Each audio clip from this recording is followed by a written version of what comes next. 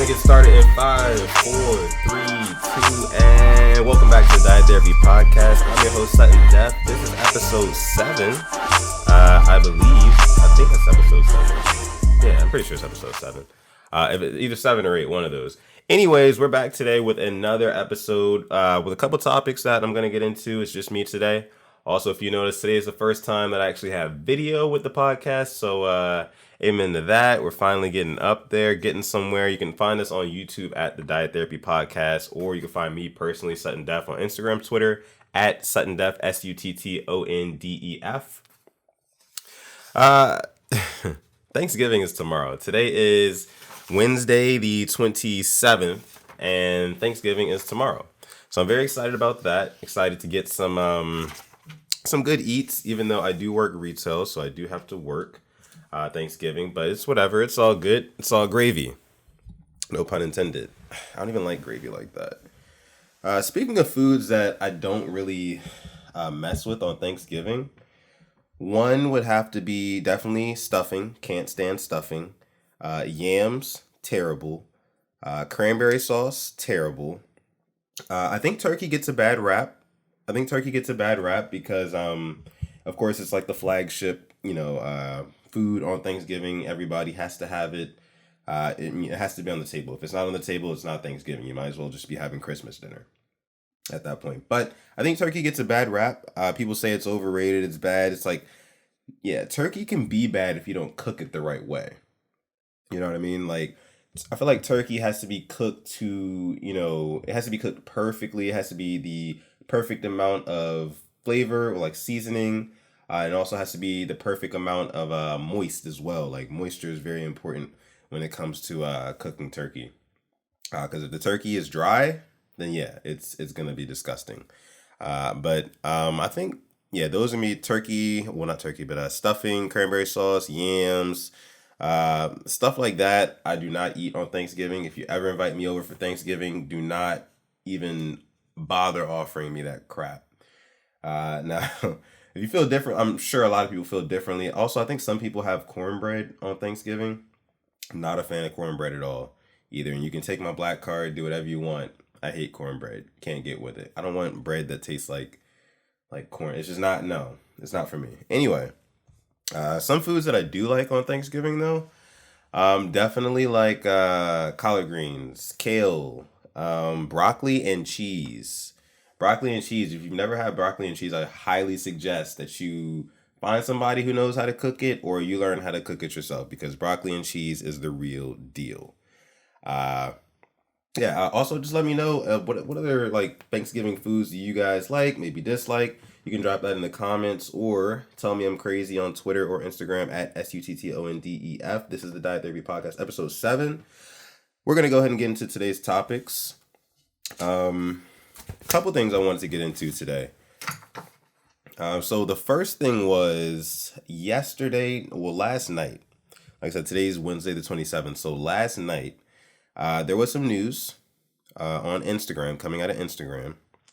Goldlink, rapper, songwriter, singer, Goldlink from Maryland, from where I'm from. He put something out on Instagram that was a little bit cringeworthy last night. And cringeworthy to say the least. So Goldlink decided to post on his Instagram last night about Mac Miller, the late Mac Miller, out of the random yesterday. And at first glance, it looks like another tribute post to Mac Miller that passed away September 7th of 2018. Rest in peace, Mac Miller. We all miss you. We all love you. But it's a nice little paragraph that he writes that speaks about how he feels about Mac Miller. So I'm going to read it really quickly for you guys, if I can just pull it up here.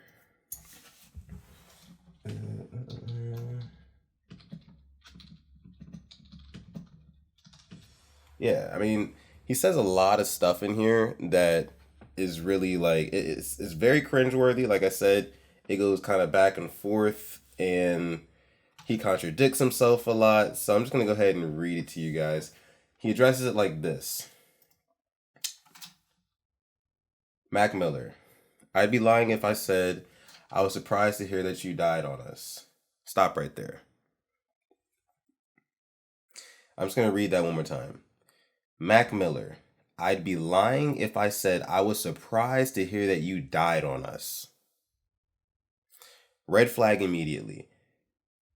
Who says something like that about a deceased person on Instagram publicly?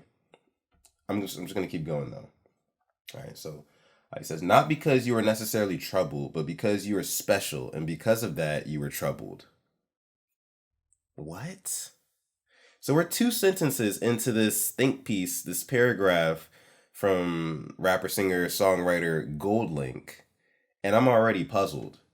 I have no idea what it is he's getting at, what he's talking about, but I'm just going to keep going here. It says, at your peak, you were the archetypal rapper all of us wanted to be, which was independent, but also just a kid with really bright eyes about life.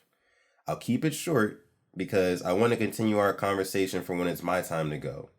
But I think what made you and I special is that we weren't always on the best terms. So I didn't always have great things to say about you. When we went on the Good AM tour, which Good AM is a album by Mac Miller that was released in 2015.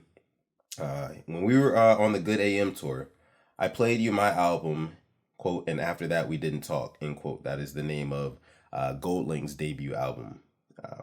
And he goes on saying, you thought it was absolutely incredible. I released it under the Selection label, and the single for my album was called Unique, featuring Anderson .Paak. And that was your favorite song at the time. You loved it so much that you made the entire tour party listen to it and surprised me with a cake after my set. I always thought you drove yourself insane about your own music. He says, I always thought you drove yourself insane about your own music, so much that you would adopt styles as a homage to those around you that you love. That's where our problem started. Divine Feminine was an actual blueprint of And After That We Didn't Talk. Your single was called Dang, featuring Anderson .Paak. You had Selection support you on the Divine Feminine tour, and when I tried to contact you about anything at all, you never hit me. A close mutual friend ended up just hitting my DJ saying, listen, man, we love Link, but we just had to do what we had to do. And Max said if he needs a verse anytime, he got him. We are family. You could always call me afterwards. We seen each other at Coachella, and you put your head down like an innocent child.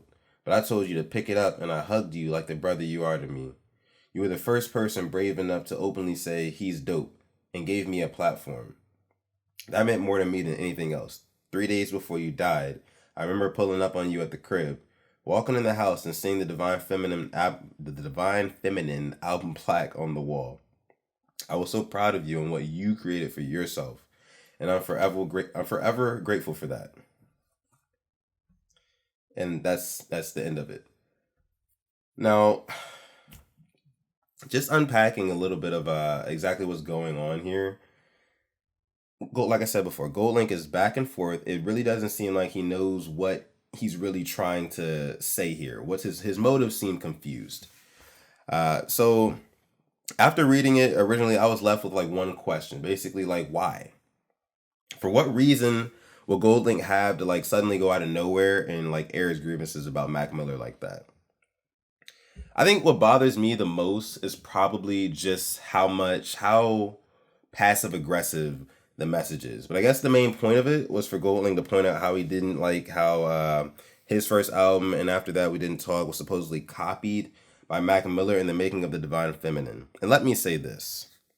For the record, I was a huge fan of And After That We Didn't Talk, Goldlink's debut album. Loved the album. It's probably one of my top 20 or 30 of this decade.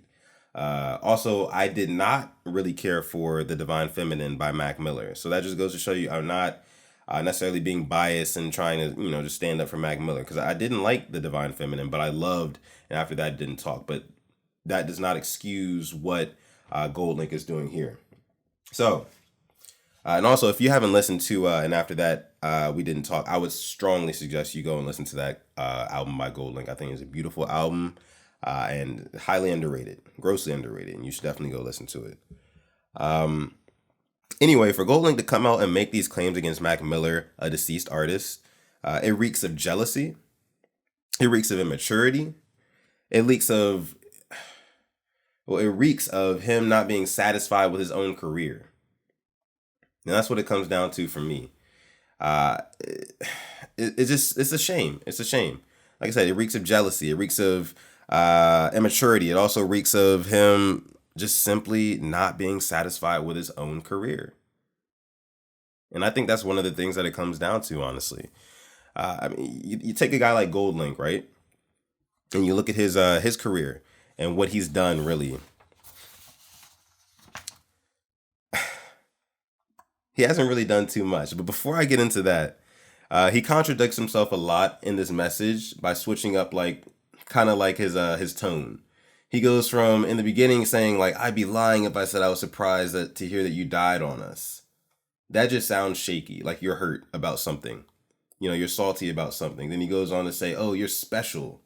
Then he goes back to say, oh, the divine feminine was a direct copy of, or the direct blueprint of, and after that we didn't talk. So it's like he goes back and forth, like, oh, throwing shade, but then, oh, I love you, bro. But then let me throw some more shade in here. But then also, you got to remember, I love you, dog. Mac Miller, you're my boy. But let me sprinkle in a little bit more shade in here in this part of the letter. It doesn't make any sense to me. And like I said, I think a lot of it might have to do with him not being satisfied with his own career. And I feel like the Divine Feminine, that was an album, since Mac Miller is obviously a bigger artist than Goldlink is, I think that the Divine Feminine was probably more successful than any album that Goldlink has put out, and he was probably upset because of that. You know, people feel certain type of ways. Like at the end of the day, these celebrities, these artists, they're human. You know, they have human emotions, and jealousy is an emotion that is very strong. And I feel like that was what was getting to Goldlink here with this message. But before I said that the situation reeks of Goldlink not being satisfied with his career, I say that because if you look at his career, he hasn't really achieved much outside of the chart-topping hit Crew, which came out almost 3 years ago. And his two albums that have came out since then, At What Cost, that came out in 2017, and Diaspora, that came out earlier this year in 2019, they were both very underwhelming. No real hits from those albums. At What Cost did have Crew on it, but it was kind of just like a late, like Crew had been out by that point, and then he dropped that album and just like, all right, let me put Crew on there. And you know how that goes. So most artists do that. I'm not mad at him for doing that. And I mean, there were a couple other songs, probably like one or two other songs on At What Cost that I did like. Diaspora, I was not a fan of really at all. But yeah, like I said, those were both pretty underwhelming albums, especially compared to his first one. And I'm sure that probably affected him a lot. Like if two of your albums flop, you know, you're kind of done. Like if one flops, it's like, okay, you get one more. You get one more. The way I see it, you get 3 strikes as an artist. And you can have one really good album that comes out. If your first one is really good, great. That's still 1 strike. Because if your second one is bad and you're only giving us music like once a year, then it's like, okay, you gave us a bad album and now we have to wait another year for you to try to redeem yourself in our hearts and minds, in libraries and playlists. So that's 2 strikes. And then if you come out with a third album and the third album is just as underwhelming as the second, that's 3 strikes and you're out. That's it. That is it. Like you're done. You're done after that. And I feel like artists like Goldlink might have reached that point in their career. I don't really see him coming back. Honestly, I think the music industry, it's a cold, cruel world. People move on all the time. I move on all the time. There's certain artists that I listened to a couple years ago that I wouldn't even think to listen to anymore. But, you know, it is what it is. It's neither here or there. Either way, it's no excuse to call out a dead person who supported you and your music while he was alive. It's childish. It's a shame on Goldlink. I'm still a fan because, again, that first album he made was one of my old-time favorites. And who doesn't like Crew, of course. But still, shame on Goldlink. It was totally out of place. It was unnecessary, untimely. And like I said, it reeks of so many things. Jealousy, you know, him being childish, and also Goldlink just not being satisfied with his career at the moment. Anyways, I want to move on to something a little bit different topic. Moving away from music. So, recently, And by recently, I mean like a couple weeks ago, we just acquired a new streaming service called Disney Plus, which is coming in and sweeping the nation, and everybody is clamoring about subscribing so they can watch all their old Disney movies and TV shows. And me, on the other hand, I like the idea, but at the same time, I don't think that you should buy it. I don't buy it, honestly. And I want to start with this. Why do we have so many streaming services or streaming websites at this point? And there's one entity to blame, and that is Netflix. Now, Netflix, why do we blame Netflix? Netflix ruined everything with one show. One television show, Netflix ruined everything. And that television show is called House of Cards. Now, if you didn't know, House of Cards was the very first Netflix original that premiered on the streaming service, and everything went downhill from there. And the problem was, before House of Cards, there were no Netflix originals, and Netflix was basically serving as a middleman to all these film companies and TV networks. The networks would get money from Netflix for allowing Netflix to stream their shows on their site. So, for example, Fox would get money from Netflix for allowing Netflix to stream Family Guy on Netflix. And Netflix makes their money by you and I, the consumers who are subscribing monthly to that. So Netflix is basically a middleman, and just a middleman for a very long time. That's how they put Blockbuster out of business.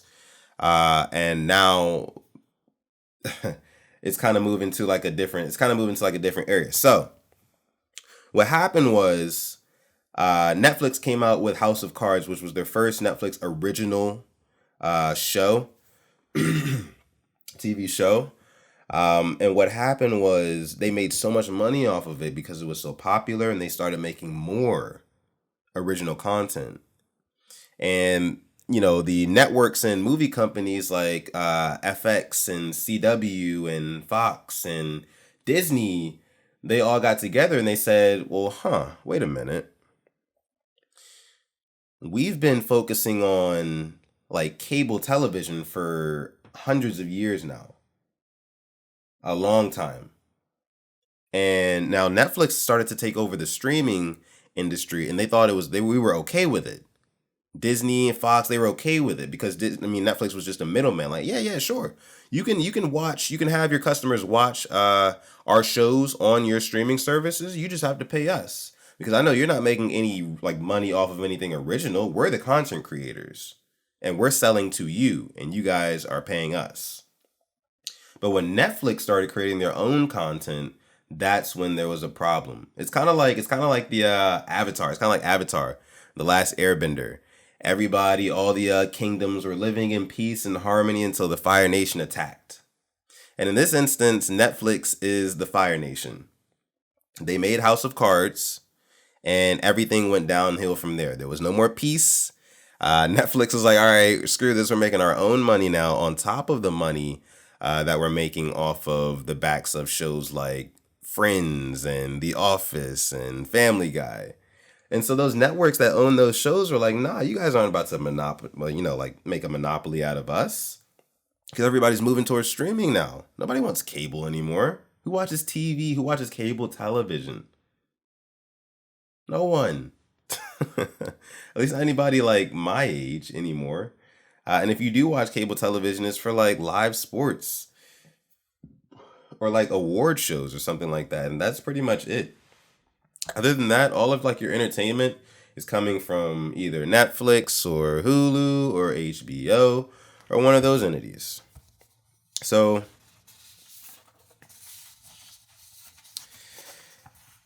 with all that being said, that is why we have to blame Netflix for this, and that is exactly why Disney Plus has been born. And it's just yet another streaming services that we have to add on to our list now.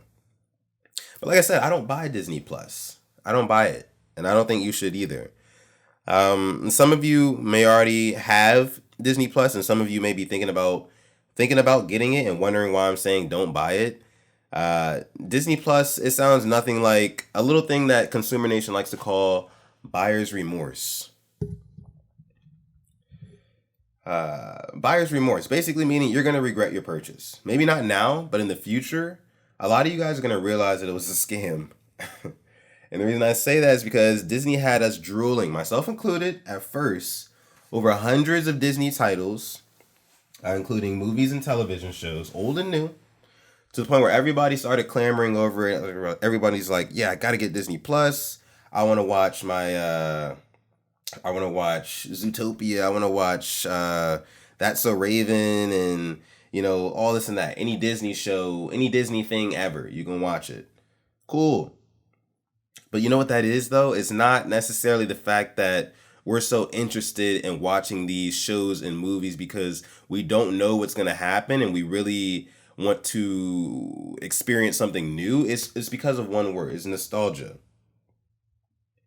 And nostalgia is very dangerous when it comes to consumerism, because what companies will do is they'll tug on your heartstrings and your emotions and make you say, hey, remember when you watched this as a kid? Wouldn't that be dope to watch it again, but pay $13 a month to watch it? Think about that. Think about what they're doing to you. They're literally telling you, we're going to sell you this thing for $13 a month where you can watch everything that you watched growing up that you've already seen. Everything that you've already seen. Why would you do that? Why? When you can get pretty much anything on the internet for free, and that's a whole other story for another day. Because at the end of the day, Amazon is winning, and that's neither here nor there. But I'll get into that in a second. But they're basically just selling you old stuff, and you guys are eating it up. You guys are buying it. I don't buy it, though. I don't buy it. Because you think about it this way, right?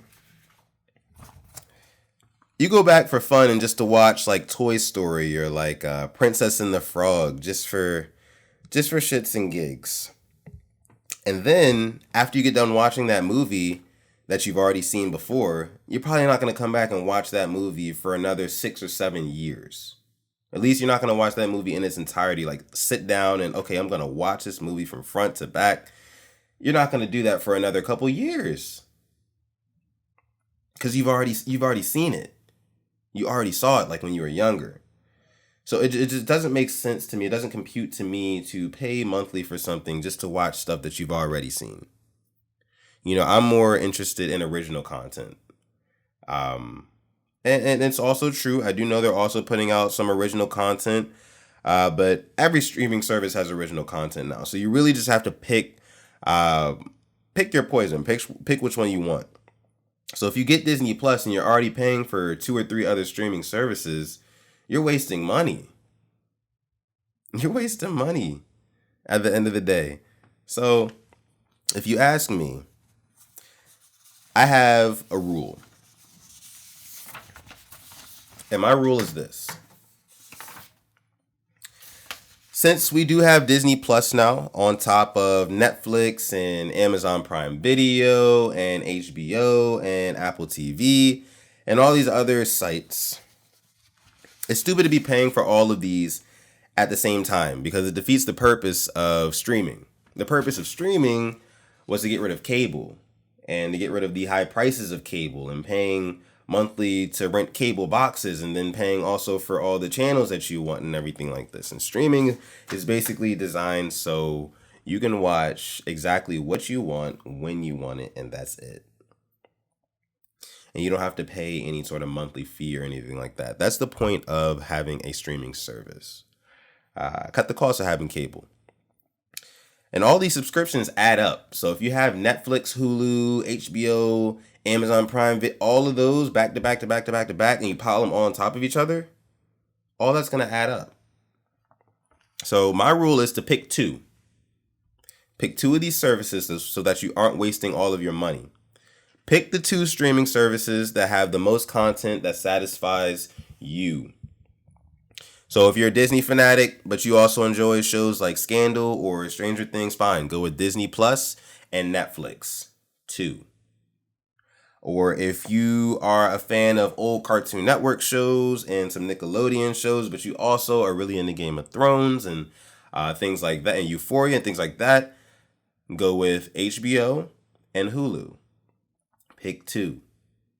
Do not, try to stack Netflix on top of Hulu, on top of HBO, because I guarantee you, if you're an adult, you probably don't have the time to watch all of that stuff. So pick two. You want to keep your bill around $24 to $25 a month, because these services are anywhere from $10 to $13 a month, right? So pick two. That's my rule. Like I said, I don't buy into Disney Plus. If you know me, I'm a really big Pixar fan. I'm a huge Pixar fan. I would love to have all of the Pixar movies in one place and just be able to binge watch them, from front to back. The only problem with that is, number one, I don't have the time to do that. So I'd realistically be wasting my money, to pay $13 a month for something that I'm only going to use maybe once or twice a month. It really doesn't add up to me. It doesn't make sense to me. And when you're paying $13 a month for Disney Plus, I better be using it at least 13 times a month. And I know I'm not going to be using it 13 times a month. Like I said, I'm only going to use it like 1, 2, or 3 times. So it doesn't add up to me to do that. Now, the best way, and I touched on this a little bit earlier, the best way to do it is, of course, just go online and watch anything for free. That is the main solution. That's your number one solution, honestly. If you want to watch any Disney show or any type of show that's ever been on, you can literally go on the internet and find anything you want for free. And that's why Amazon is winning. Companies like Amazon, because they offer Fire Sticks, Amazon Fire Sticks. And everybody knows the whole thing with Amazon Fire Sticks, and you're able to jailbreak them, and you can get any show or movie that has ever existed for free. So Amazon is actually winning at the end of the day, and they still have their own video streaming service on top of that, which is very interesting in itself. But yeah, that's my rule. Either go the full streaming way and just use the internet and don't have any sort of like monthly costs, or pick two. Pick two streaming services. So your Hulu and your HBO, or your Netflix and your Hulu. I don't care which way you do it. Just pick two. That's my advice. Excuse me. Daily dose. Getting into the daily dose today. The daily dose for today comes from SKREWHED SHOP. You can see the hoodie that I've got on here.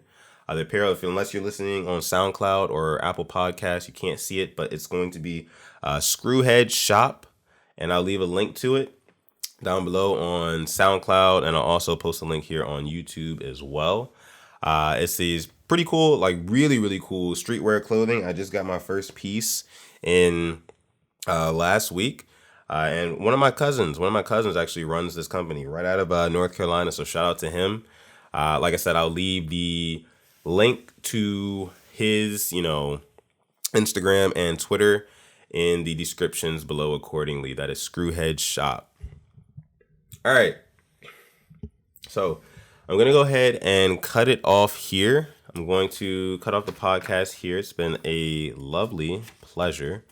You guys sitting in and listening to the podcast. If you've listened to the entire thing, I thank you. If you're a normal listener of the Diet Therapy Podcast, then I appreciate you.